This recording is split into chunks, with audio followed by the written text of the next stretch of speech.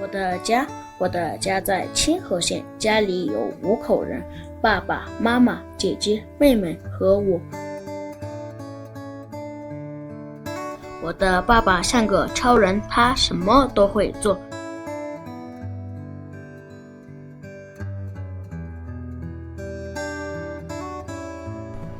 给爸爸啥时候好啊？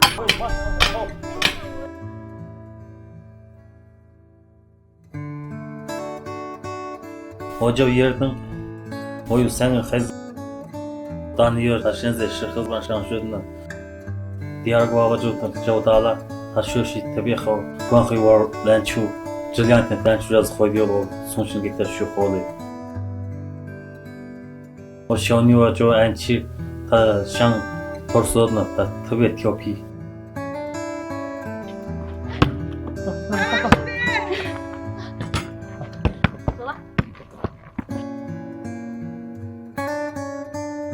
我就是3个孩子特别满意，娃娃上学就是全是免费了，一点点负担没有了。干庄数今年这收入就是可以一年就是6、7万块钱收入，一边就是种个麦子夏天，还有养个牛羊，就是收入也是好。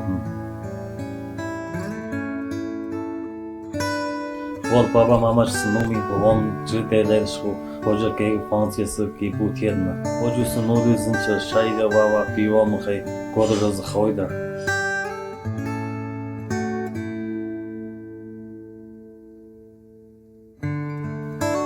我的梦想是遨游太空。